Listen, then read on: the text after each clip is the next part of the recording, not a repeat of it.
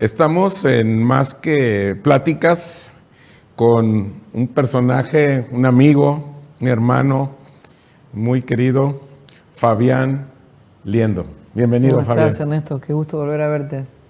Pues aquí estamos platicando muy a gusto, conociéndonos, intercambiando puntos de vista, y hay cosas muy interesantes que estoy descubriendo y aprendiendo con Fabián. Y hay algo muy interesante, Fabián, que me gustaría que nos enfocáramos en esta entrevista, en esta plática que tenemos, que tiene que ver con los dos testamentos, el Antiguo y el Nuevo Testamento. Entonces, platícanos un poquito bajo la perspectiva que tienes o tenemos, ¿cómo surge el Antiguo Testamento? ¿Por qué surge el Antiguo Testamento? ¿Cómo lo ves tú, el surgimiento del Antiguo Testamento? Bueno, lo que revelan las Escrituras es que antes de que todo fuera creado, Dios existía, Dios es eterno, Él es el alfa, el omega, el principio y el fin. Y la realidad dominante en la que Dios se expresaba era en su propia gloria, ¿no? En la expresión de su propia gloria, que es la expresión de sus atributos, la manifestación de quién es Él, ¿verdad? Esa es la realidad dominante en la que todo fue creado.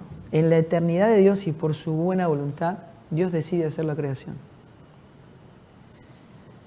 Y en el medio de la creación pone al hombre.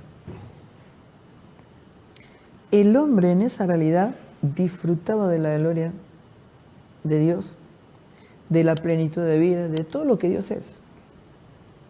Pero el hombre menosprecia la gloria de Dios, busca su propia gloria y es destituido de la gloria de Dios. Y comienza una etapa de un hombre que ya no está en Dios, aunque fue creado en Él, por Él y para Él, ya no está en Dios. Está muerto espiritualmente, no tiene contacto con Dios, que es espíritu, y se desarrolla en el alma. Se desarrolla tanto en el alma que lo definen las cartas apostólicas a Adán como alma viviente, alguien que pierde el gobierno de Dios y desarrolla su propio gobierno individual, donde hace lo que le quiere, lo que le gusta, lo que le parece razonable, lo que le parece justo. Tiene su propia justicia, su propia evaluación. Perdón, esta justicia, esta evaluación que tiene este hombre es consecuencia de su salida, de la expulsión. Exacto. Okay. Y expresa lo que come, ¿no? Porque expresa el fruto del árbol del conocimiento del bien y del mal, ¿no? Ahora hay un hombre que está evaluando entre el bien y el mal. O sea, la sociedad se puede decir que está dividida entre gente buena y mala, digamos, ¿no? Pero muerta. Porque todo lo que está en Adán está muerto, ¿no? Adán es corporativo, es en el sentido de que lo que dice las cartas apostólicas es: cuando Adán murió, todos morimos en él. La muerte entró por un hombre, y así como entró por un solo hombre también entra la vida, ¿no? Y así que todo lo que está en Adán está muerto, y Dios lo que evalúa es en qué hombre vos estás operando. Si estás en Adán, estás muerto; si estás en Cristo, estás vivo, básicamente porque Cristo, la vida de Dios, está en el Hijo, ¿no? Ahora, un hombre en el Antiguo Testamento, apenas el hombre es destituido de la gloria de Dios en su desobediencia, en su menosprecio a la gloria de Dios, Dios promete un Salvador. Y le dice: de la simiente de la mujer va a venir un Salvador, que va a ser herido en el calcañar, no heridos por nuestras rebeliones, pero Él va a pisarle la cabeza a la serpiente. Él va a pisarle la cabeza a la muerte. Y empieza un periodo de un Dios que se relaciona con un hombre que está muerto espiritualmente, y lo hace por medio de un lenguaje para que el hombre natural pueda percibir. Ese lenguaje que describen los apóstoles como el lenguaje de figuras y sombras, ¿no? Y es Dios impartiéndose, impartiendo miles de testimonios individuales de Cristo. Entonces, cuando uno ve la revelación apostólica, se da cuenta. La revelación apostólica dice, todo el Antiguo Testamento tiene un solo fin.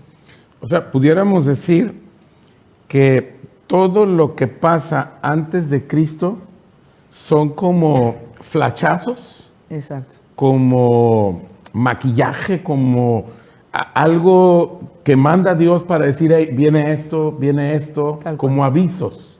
Así es. Ok, Así es. Todo el Antiguo Testamento tiene un solo fin, dar testimonio de Cristo, que era el que había de venir. O sea que correcto. todas esas figuras que van apareciendo, Ujú. o sea, no es un conjunto de historias desarticuladas, o sea, todas se dirigen a señalar al que había de venir. Pudiéramos decir entonces que todas las historias están interconectadas. Todas las historias están interconectadas y nos dirigen a una persona. Tienen una guía conductual Así es, y se conecta hasta el Nuevo Testamento, hasta Cristo. hasta la cruz, Ah, ok. hasta la cruz. Ok.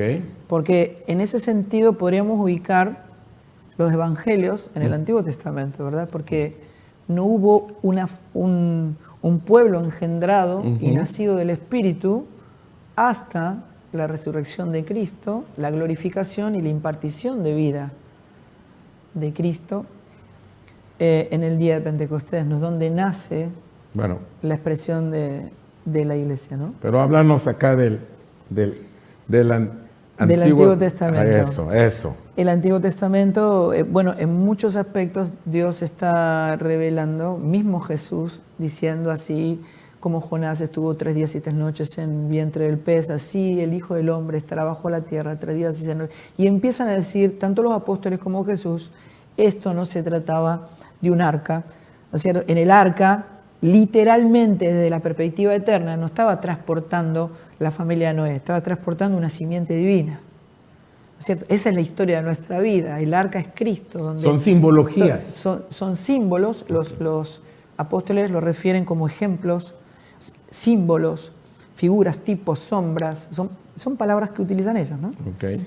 Y el ejemplo puede señalar la verdad, pero no te puede depositar en ella. ¿No es cierto? Porque es una foto, es una figura, pero no es la persona. ¿No es cierto? Entonces, todo lo que ocurre en el ámbito natural es sombra de lo eterno. Entonces está señalando a Cristo. Entonces acá hay un pueblo donde vos después ves en Hebreos diciendo por la fe Moisés, por la fe Enoc, por la fe Abraham. ¿No es cierto? La fe que los transportaba al que había de venir. Ahora la fe que Dios produce nos transporta al que vino. Pero todo se dirigía hacia Él, ¿no? Y el punto es que a veces uno piensa que la cruz es un antes y después de Cristo, pero no hay un antes de Cristo. Él es antes de todas las cosas. La gran división es la cruz, ¿no? La cruz es la que determina entre Adán y Cristo, la carne y el espíritu, lo primero de lo segundo, las tinieblas de la luz. Ahí ocurre todo. O sea, por la cruz nosotros cruzamos, como lo hizo Jesús, ¿no? Despojándose de su cuerpo de carne y hueso para poder impartirse en vida y que todos le conozcamos, ¿no? Ahora, entendiendo perfectamente esto que nos estás compartiendo, la pregunta es, ¿qué importancia tiene en la actualidad el Antiguo Testamento? El Antiguo Testamento nos permite entender que Dios siempre habló hijo. La palabra de Dios es Cristo. El verbo, la palabra, se encarnó y habitó entre nosotros, vimos su gloria. La palabra es Cristo. Ahora Él, o sea, el verbo se encarna y le habla a los escribas y fariseos y le dice, miren, toda la Escritura, ustedes conocen la Escritura perfectamente y saben que en ella ustedes encuentran salvación, pero resulta que todas las Escrituras hablan de mí. Yo soy la salvación. Ahora, yo estoy frente a ustedes y ustedes no me conocen. ¿Verdad? Entonces, Él dice, hablando con los discípulos camino a Maús, le iba explicando lo que decían los salmos, los profetas, la ley, diciendo, todas las Escrituras dan testimonio de mí. ¿no? Entonces, cuando uno mira el Antiguo Testamento, ve el Dios de toda gracia, desde la desobediencia hasta nuestros días, derramando la gracia. Solo que lo que cambia en el Antiguo y el Nuevo Testamento es nuestro posicionamiento. Antes de la cruz, lo que Dios llama pueblo estaba fuera de él. Y Dios se podía comunicar solo en un lenguaje de sombras. Pero a partir de la cruz, ¿no es cierto? A partir de Cristo impartido en vida, todo ese Dios de gracia está dentro nuestro y nosotros en él. La gracia nos fue impartida. Portamos una medida de gracia que tiene que ir en aumento porque eso ya fue, la obra está completa, somos el resultado del consumado es. Cristo está completo en nuestra vida, ¿no? Y eso tiene que ser visto y dado a conocer. Entonces, todos esos conceptos, preceptos y simbologías del Antiguo Testamento no están vigentes. Es una verdad pasada. Okay. Cristo es la verdad presente. Así es como lo define el apóstol Pedro. Aunque todas las cartas apostólicas hablan de lo mismo, lo que hace Pedro es capturar una frase, ¿no es cierto? Diciendo, aunque ustedes estén afirmados en la verdad presente. Jesús conjugaba mal los verbos, porque él no decía, yo estaré con ustedes hasta el fin, él decía, yo estoy. Él siempre hablaba en un presente continuo, ¿verdad?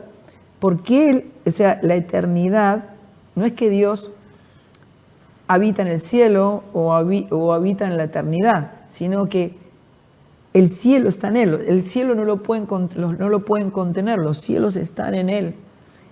Y habita eternidad porque Dios es eterno, ¿no?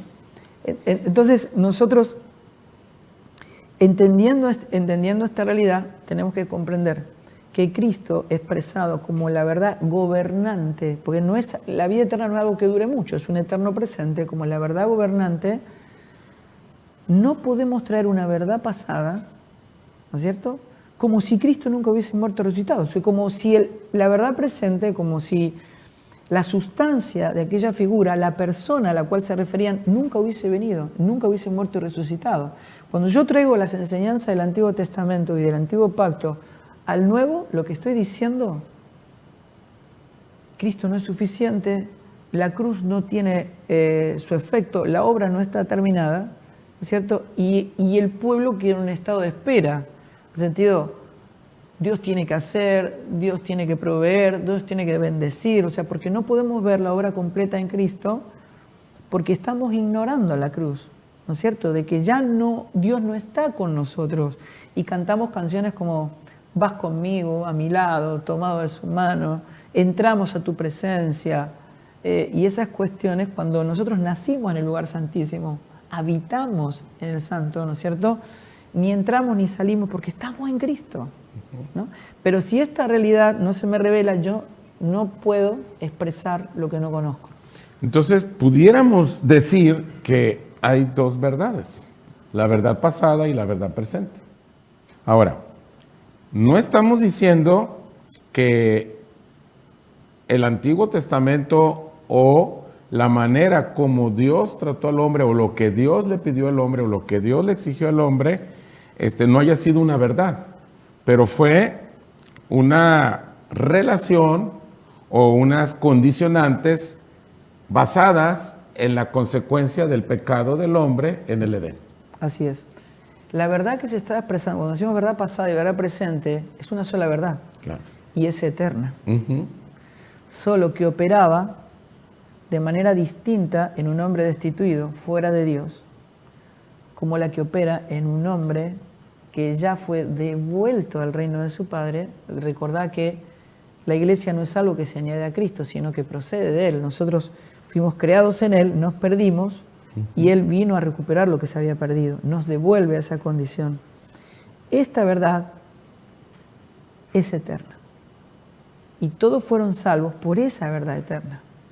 Pero ya esa verdad eterna no opera de la misma manera antes de la encarnación de Cristo y de la muerte, resurrección y la obra completa de Cristo en la cruz, ¿no? Entonces uno puede ponerle un nombre como verdad pasada, pero la verdad es que Dios, expresado mediante su Hijo, es la verdad eterna, que ahora se nos hizo presente, ¿no?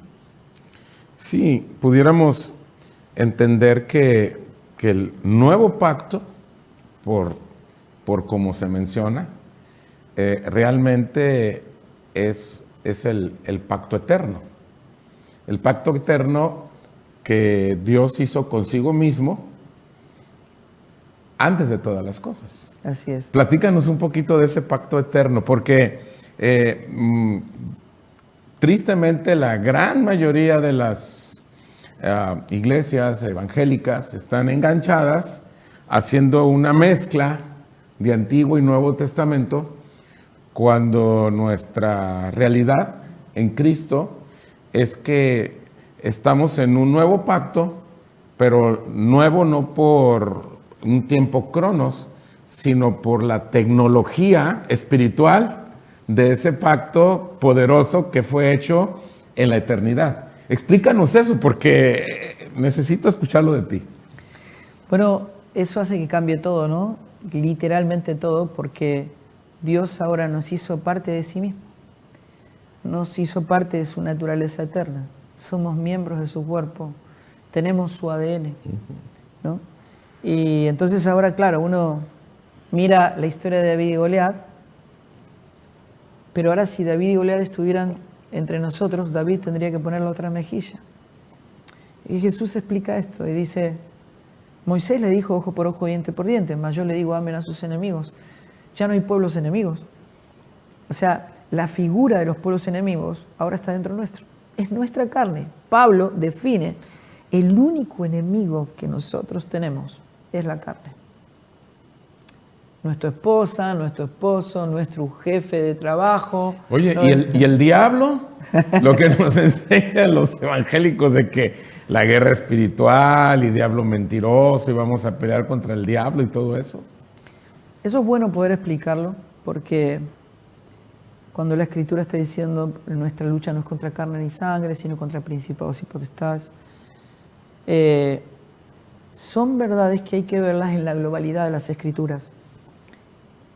Biblia explica Biblia, esto lo dice muy bien nuestro querido y amado Juan Balistreri, que uno tiene que ver en la totalidad, ¿no? Porque Pablo nunca dijo Filipenses 4:13, nunca dijo todo Filipenses, ¿no es cierto? Entonces cuando uno entiende eso, puede comprender a qué se estaba refiriendo Pablo. Lo que Pablo está diciendo es, si tú no agarras el libro de Romanos, va a ver que en los primeros 4 capítulos habla de los pecados. Los pecados en forma de plural, dice la sangre de Cristo nos limpia de todo pecado. Hay un obrar de su sangre. Pero a partir del capítulo 5 hasta el 16 está hablando del pecado. El pecado de manera singular. Y Pablo empieza a decir en el capítulo 7, aquello que quiero hacer eso no hago y lo que no quiero hacer eso hago. Y descubro que hay una ley en mí, que es la ley del pecado que mora en mí.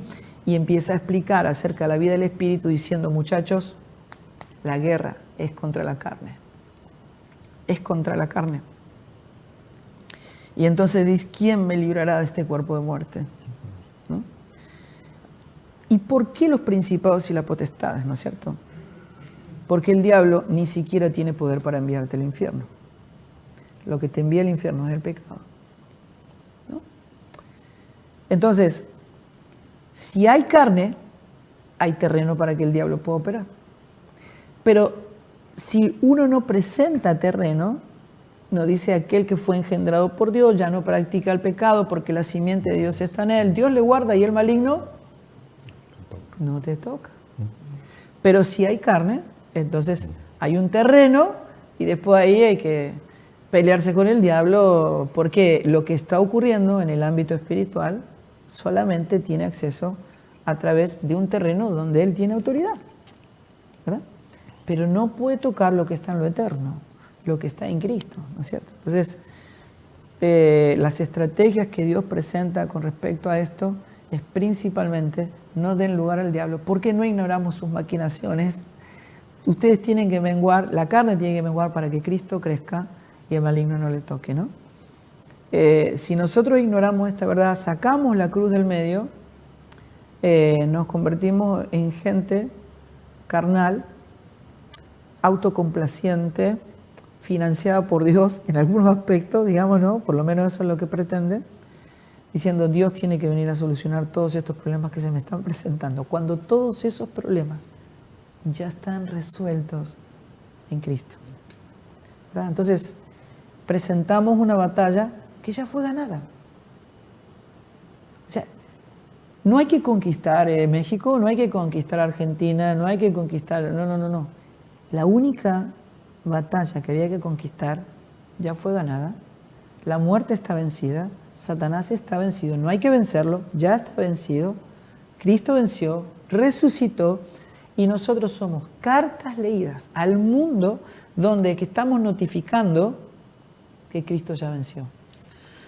Somos más que vencedores en aquel que nos amó. Entonces, todas las cosas ya nos fueron dadas. Todas las cosas. Y nos fueron dadas en ese pacto eterno. Vuelvo a insistir, platícanos de este pacto eterno.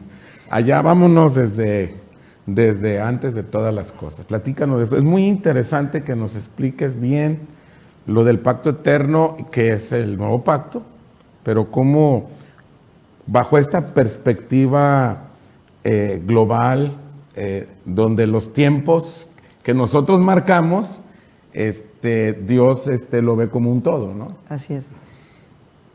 El nuevo pacto es nuevo porque es eterno, porque no es temporal, ¿no es cierto? El antiguo pacto o los antiguos pactos fueron para un determinado tiempo en el cronos del hombre, pero el pacto eterno está hablando del hombre nuevo, que es Cristo, que Dios mismo, por eso es nuevo, ¿no? Y estamos hablando que todo lo que está en Cristo es una nueva creación. El punto es Pablo se arrebató al tercer cielo y Dios le revela por primera vez a un ser creado el motivo por el cual Dios había creado todas las cosas, el propósito eterno de Dios. Pablo lo ve, lo recibe por revelación divina y dice, muchachos, Dios tiene planos. Fuimos creados con un propósito. Y se define a sí mismo como el apóstol que Dios había escogido para revelar el misterio de su voluntad. Este misterio que estuvo oculto de los siglos y las edades. Desde tiempos eternos, que es Cristo en nosotros, esperanza de gloria. Y esa esperanza de gloria porque Cristo en nosotros es la única esperanza de ser devuelto a la gloria de la que habíamos sido destituidos. ¿No? Entonces uno dice, esto está en un misterio, pero en un misterio ¿para quién? Para el hombre natural, no lo puede ver. Nunca pudo ser revelado hasta que hubo un pueblo engendrado y nacido del Espíritu que tiene la naturaleza de Cristo, la mente de Cristo, a los santos, los únicos que pueden ver, oír, entender, percibir las cosas del Espíritu. ¿No? Entonces nos revela que en el crono del hombre Jesús fue crucificado hace 2000 años, pero en la eternidad de Dios el Cordero fue inmolado en tiempos eternos. ¿No es cierto? Esto se nos revela. Dice, este es el proyecto que Dios tenía desde tiempos eternos, Cristo en nosotros, ver todo reunido en el Hijo, ser uno en Él, ¿no? Devuelto al reino de su Padre, el origen de donde nunca debemos haber salido, ¿no? Y este pacto Dios se lo comunica a Abraham, ¿no? Y nosotros, todos los hijos de la fe, según le dice Pablo a los Gálatas, somos descendientes del pacto eterno que Dios le declaró a Abraham, ¿cierto? Este pacto eterno es la expresión de su iglesia en nuestro tiempo. O sea que no es una moda, no es algo que estamos viendo ahora o que se nos está revelando ahora. No. Nunca hubo otro pacto eterno. Siempre fue este. Y es nuevo porque está en Cristo. Es una, no sé decirlo de la manera correcta, tristeza, preocupación, no sé cómo decirlo, pero la situación, la realidad es que los creyentes o los que se consideran o nos consideramos creyentes no están conscientes de esta realidad. No están conscientes de esto, de lo que ya somos, de lo que ya tenemos, de la posición que estamos y seguimos o siguen mezclando y buscando y haciendo todas estas liturgias de te doy, me das. Y muchas veces, no sé, Fabián, hasta dónde muchos ministros, pastores, curas, no sé, lo hacen bajo una perspectiva de manipuleo, de sacarle dinero a las personas, por algún bien material, y realmente la gente está siendo víctima. Mucha gente está siendo víctima y bueno, decíamos que a las personas les gusta la comodidad. A ver, dime qué hago para salir de mi problema, ¿no? Y no quieren, por comodidad, porque vivimos en un mundo de todo es rápido, no quieren entrar a descubrir, a vivir esta realidad en Cristo. Y son víctimas de los manipuleos de las personas. Ahí ¿qué podemos hacer, Fabián? Bueno, en ese punto yo quiero ser lo más preciso que se pueda, ¿no? Porque yo no puedo advertir, y no fui llamado a eso, ¿no? Las malas intenciones. Sospechar es pecado. Vivimos en el amor que todo lo cree. Yo creo que la mayoría de estas cosas ocurren por ignorancia, ¿no?